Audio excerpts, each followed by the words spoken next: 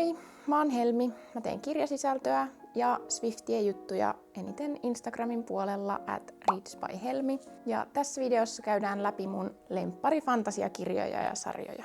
Nää ei nyt oo missään erityisessä järjestyksessä, koska se olisi mahdotonta, mutta näitä sarjoja ja kirjoja mä mietin lähes päivittäin. Aloitetaan ensimmäisenä tästä Raven Kennedyn Heart Hassle-sarjasta, koska se on yksi mun lemppari. Tää kertoo sellaisesta Cupid-naisesta, mikäköhän se on suomeksi. No se nainen on Cupid, silloin se jousi ja se levittää rakkautta. Kerubi. Mä en halua sanoa kerubi, joten se on Cupid, joka on Aamorin rakkauden lähettiläs. Tää on Why Choose, eli tässä on yksi nainen ja monta miestä taas. Mä oon taas tässä tilanteessa, että mulla on taas ensimmäisenä Why Choose. Tää on vähän rom-com-tyyppinen, eli ihan todella hulvaton ja hauska kirja. Ja se nainen päätyy tämmöiseen haltijamaailmaan levittämään rakkautta, mikä on hänen afterlifein, eli kuoleman jälkeisen elämän työ, ja hän jotenkin päätyy sitten hyökkäämään sen valtakunnan prinssin tai kuninkaan kimppuun, ja siitä sitten lähtee hänen seikkailunsa, missä hän löytää oman laumansa niin sanotusti. Tätä en sitten suosittele ihan nuorimmille lukijoille, tämä on aikuisille suunnattua, tämä on aika spicy näissä jälkimmäisissä kirjoissa, vaikka tämä ensimmäinen ei olekaan. Sitten jatketaan Raven Kennedy-linjalla, eli hänen ehkä tunnetumpi sarja The Plated Prisoner, missä on 6 kirjaa. Tässä on siis 6 kirjaa ja mulla on 3 pientä ja 3 isoa. Ja tää on siis Raven Kennedyn ehkä vähän tunnetumpi King Midas retelling, mies, joka muutti kosketuksellaan asioita kullaksi. Mutta tässä se on vähän eri twistillä, eli tässä on semmonen kultainen nainen. Ja nämä 6 kirjaa on periaatteessa hänen kasvutarina. En voi kertoa mitään, koska muuten se spoilaa, mutta voin sanoa, että jaksakaa sen ensimmäisen kirjan yli, niin se palkitsee. Sitten ihan yksi mun lempikirjailijoista, eli Carissa Broadbent, ja hänellä on 2 sarjaa, mutta ensimmäinen, minkä mä luin, oli tää War of Lost Hearts, Daughter of No Worlds. Eikö se ole hieno? Ja mulla on näistä tosiaan nämä indie-painokset, ja sitten sen lisäksi mä kerään noin uudet painokset. Ja nämä uudet painokset on Special Edition ja Signed. Kommentoikaa, jos haluatte, että esittelen kaikki mun Special Edition kirjat. Kommentoikaa alas, jos haluatte, että punnitaan kaikki mun kirjat. Tää on ehkä Throne of Glass -henkinen, jos tykkäsit siitä, niin voisit tykätä tästä. Tää on eeppinen ja tässä on nainen, joka on aluksi orja, mutta joutuu sitten lopulta tämmöiseen oppisopimuskoulutukseen ihmisiä vihaavan miehen kanssa. Et laita. Kirjahyllyjen esittelyvideota ollaan jo suunniteltu.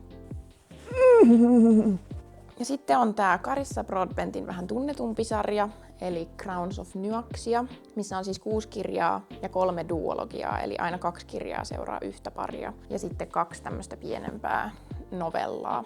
Ja näissä on siis vampyyrejä. Missä nämä mun toiset kirjat on? On 3 eri vampyyrejä. On yön vampyyrejä, varjojen vampyyrejä ja sitten on veren vampyyrejä. Ja nämä kaikki 3 duologiaa seuraa siis niitä eri alueiden vampyyrejä. Tässä on myös jumalia, ja ne jumalat on hirveitä. Mä en halua spoilata. Tässä on myös jumalia. Tässä on vampyyrejä ja jumalia, okei. Mun ehdoton Roman Empire-kirjailija on Tahereh Mafi, ja tää on hänen YA-fantasiasarja This Woven Kingdom, mikä on persialaista mytologiaa. Ja tää kirja on siis fyysinen ilmestymä sanalle yearning, minkä suomenkielinen käännös on ei ole yearniminen kuin kaipaus. Kaipaus ei riitä sanana kertomaan, minkälainen tää on. Ja Tahereh Mafilla on myös mun lempisarja Shatter Me, mutta se ei ole fantasiaa vaan dystopiaa, joten ei oteta sitä nyt tähän. Yeah. Ja tässä on tosiaan semmonen nainen, joka on kadonneen valtakunnan ainoa perillinen, mutta hän esittää palvelijaa ja on piilossa pahoilta ihmisiltä. Ja tää on niinku sellainen kirja, että tää on YAta, eli tää ei ole spicy, mutta tää on 4 kirjaa, 5 on ilmestynyt ja tässä ei ole vielä kertaakaan edes suudeltu. Eli tää on sellainen, että kädet koskettaa ja sä pyörryt -tyyppinen kirja. Next please. Rachel Gillick. Come on now. Mun toinen Roman Empire-kirjailija, eli Rachel Gillick, joka on kirjoittanut One Dark Window ja Two Twisted Crowns, eli The Shepherd King duologian, mistä mulla on myös hienot erikoispainokset. Ja hän on kirjoittanut myös The Night and the Moth -kirjan, ja nämä kaikki 3 kirjaa on mun ihan lemppareita. Jos et ole vielä lukenut Rachel Gilligin kirjoja, niin sun on pakko kokeilla. Nämä ostin Edinburghista. Nämä muovitetut on Topping Companylta ja sitten tämä keskimmäinen on Waterstonesilta. Mutta näitä kahta nyt myös Suomesta. Niin jos et ole lukenut näitä kirjoja, niin sun on pakko kokeilla, koska näissä on ihan omanlaisensa tunnelma. Nämä on sellaista tummaa, ehkä sellaista vähän goottilaista fantasiaa, missä panostetaan siihen ympäristöön ja siihen ympäristön kuvailuun ihan eri tavalla kuin mitä mä oon ennen nähnyt. Niin näissä on sellainen taikuusjärjestelmä, mikä toimii sellaisilla korteilla, vähän niin kuin tarot-korttityyppisillä. Ja tämän naispäähenkilön pään sisässä asuu sellainen painajainen, joka puhuu sille. Ja sitten tässä taas, niin tässä on sellaisia naisia, jotka hukkuu sellaiseen lähteeseen ja pystyy ennustamaan ihmisten tulevaisuutta ja onnea. Ja sitten tässä on semmoinen ritari, joka on hyvin moody, ja sitten sellainen ihana, hauska gargoyle, eli sellainen hirviöhahmo. Ja tässä tosiaan se nainen tykkää hakata ihmisiä vasaralla ja taltalla, ja hän pitää myös itse haarniskaa, joten se on esteettisesti täydellisesti rakennettu. Gods and Monsters. Gods and Monsters-sarja Amber V. Nicolelta. Tästä on 4 kirjaa tullut ja mä olen 4 kirjaa lukenut, mutta se 4. kirjan samanlainen mätsäävä pokkari tulee vasta helmikuussa, niin siksi sitä ei tässä nyt ole. Ja 7 kirjaa näistä on siis tulossa. Ja tää on niin kuin todellinen emotional damage-sarja. Tää ensimmäinen kirja on vähän niin kuin urbaania fantasiaa, missä se nainen on se moraalisesti harmaa ja se mies on vähän niin kuin se hero. Hän on myös Jumala. Ja ne vihaa toisiaan, mutta ne joutuu lähteä yhdessä roadtripille etsimään sellaista maagista kirjaa. Ja se nainen pystyy tosiaan muuttumaan vyverniksi. Tämä sarja tuhoaa sut henkisesti ja sä pidät siitä. Vyvern on vähän niin kuin lohikäärme, mutta sillä on vain 2 jalkaa, kun lohikäärmeillä on 4. Ja se mies, eli Sam Kiel, on tosiaan sellainen masentunut jumala, joka on hyvin grumpy ja haluaa tehdä kaiken oikein. Bonds That Tie.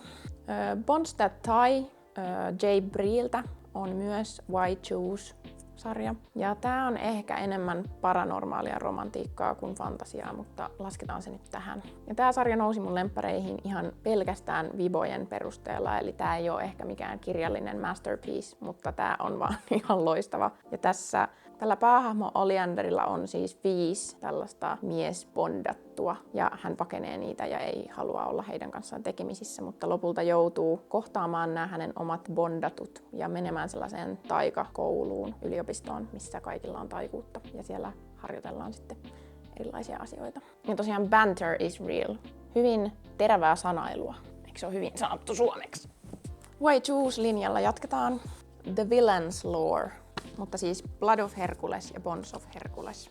Tää yhdistelee kreikkalaista ja roomalaista mytologiaa. Ja tässä päähenkilö Alexis saa tietää, että hän on spartalainen. Ja siellä on olemassa aina hyviä spartalaisia ja pahoja spartalaisia. Hän joutuu sitten sellaiseen testiin ja sellaisiin kisoihin. Mikä se on se kisa? Se roomalaisten se, kun ne oli siellä ympyrässä. Niin, vähän niin kuin gladiaattorikisat. Ja hänen pitää selvitä niistä. Tää on aivan hulvaton kirja. Ja tää on vähän erikoisesti kirjoitettu sillain niin kuin rytmillisesti, mutta tässä näkee tämän päähenkilön mielenterveyden tässä tekstissä. Tää on todella hauska. Ja tässä on tosiaan 1 nainen ja 4 mahdollista potentiaalista miestä. Miksi mä oon valinnut itselleni näin vaikean homman? Sitten seuraavana on Zodiac Academy-universumi, eli kaikki ne Zodiac Academyn sivukirjatkin. Mä oon tosiaan lukenut 4 ensimmäistä Zodiac Academya, eli nämä. Ja sitten ne kaikki välikirjat, ne mininovellit ja sitten sen sivusarjan, eli Ruthless Boys of the Zodiac. Ja se Ruthless Boys of the Zodiac on myös Why Choose. Onko mulla joku guilty pleasure? Miten tää on nyt mennyt tähän? Ja mä voin laittaa tähän sen mun käyttämän lukujärjestyksen. Se on hyvin pitkä ja sekava, mutta voin laittaa sen tähän näin. Ja nämä on siis todella unhinged, mutta nämä jotenkin, se maailma on niin sellainen upea ja se sisältää kaiken sen, mitä mä kaipaan fantasiakirjalta. Siellä on yksisarvisia ja pekasuksia ja vampyyrejä ja susia ja taikuutta. Ja tässä sarjassa on siis 2 jotka luulee olevansa ihmisiä, mutta saakin tietää olevansa fey, eli haltioita, ja päätyy sitten eri maailmaan sellaiseen kouluun, eli Zodiac Academyin, missä heitä sitten kiusataan. Ja siinä Ruthless Boys of the Zodiacissa on 1 nainen, joka menee siellä samassa maailmassa eri kouluun selvittämään hänen läheisensä murhaa. mutta nämä siis käyttää tosi paljon horoskooppeja. Et nämä on vähän ilkeitä ja nämä on myös vähän spicy, mutta nämä käyttää horoskooppeja, mikä on ihan tosi mielenkiintoista. Se liittyy kaikkeen taikuuteen ja niiden ihmisten persoonallisuuteen ja kaikkeen.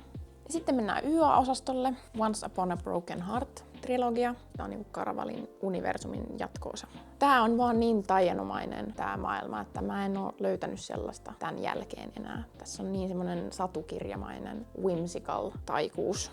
Ja näissä on semmoinen tosi pehmeä, ehkä vähän naivi naispäähenkilö Evangeline ja sitten semmoinen sarkastinen blondi omenia syövä miespäähenkilö Jax. Sitten ehdottomasti Letters of Enchantment eli Divine Rivals ja Ruthless Vows, mistä mulla on itse asiassa 2 painokset. Nämä UK-versiot ja sitten nämä Jenkki-versiot. Siis mä luin nämä joskus vuonna 2023 ekan kerran. Ja mä vaan tiesin heti ensimmäisestä luusta asti, että nämä tulee olemaan mun lempikirjat. Näissä on vaan joku semmonen fiilis, mikä osui just sinne, mitä mä kaipasin.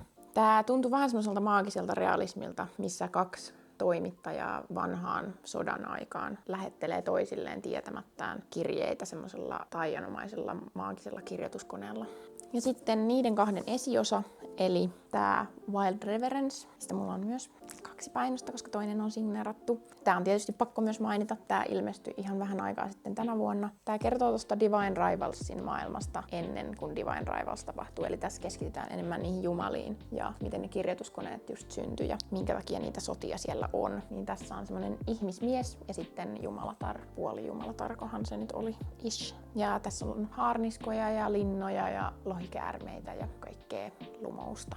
Ja kun kerran Rebecca Rossista puhutaan, niin tietysti pakko mainita myös hänen aikuisten fantasian puolelta Elements of Cadence, eli A River Enchanted ja Fire Endless. Ja nämä sijoittuu vähän niin kuin fiktiiviselle Skotlannin saarelle, missä on 2 klaania, jotka vihaa toisiaan. Tässä on miespäähenkilö, joka soittaa sellaista soitinta ja palaa tänne saarelle. Ja nämä on myös tunnelmaltaan ihania. Mutta nämä on myös enemmän aikuisten fantasiaa kuin YAta, vaikka näissä ei mitään graafista spicea ole. Mun nuoruuden lempikirjoja oli Varjometsästäjä eli Shadowhunters-universumin kirjat. Ja silloin The Mortal Instruments oli ihan mun lemppari.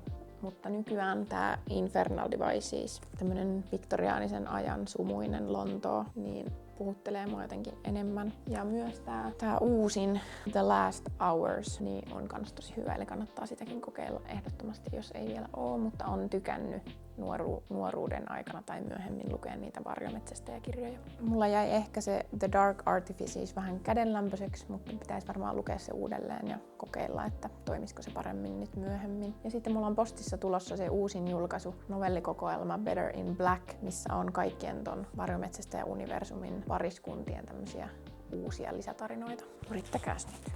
Enhän mä tällaista lempifantasia-sarjojen videota voi tehdä mainitsematta Sarah J. Maasin universumia, eli ACOTAR, Throne of Glass ja Crescent City. Eli nämä on ihan mun lemppareita, mutta nämä on myös niin hypetettyjä, että mä haluan nostaa mieluummin enemmän esille noita vähemmän hypetettyjä kirjoja, mitkä ansaitsee enemmän huomiota. ACOTARin tosiaan luin koronavuoden aikoihin ja se sytytti uudelleen mun innon lukemiseen, niin se on edelleen yksi mun ihan lemppareista.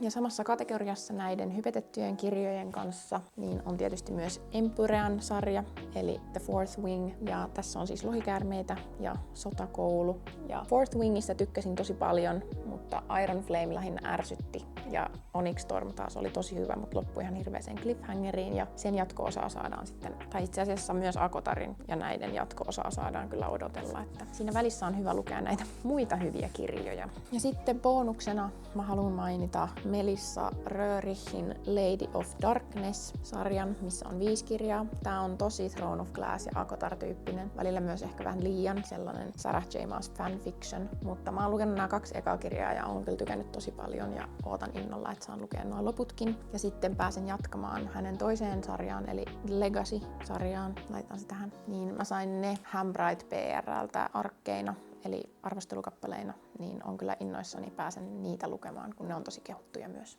Sitten YA-puolelta tällainen Bridget Kemmererin Defy the Night-sarja, missä tämmönen kapinallinen apteekkari etsii hoitokeinoa sellaiseen valtakunnan sairauteen ja päätyy sitten jotenkin työskentelemään yhdessä kuninkaan ja hänen veljensä eli hänen oikean kätensä kanssa.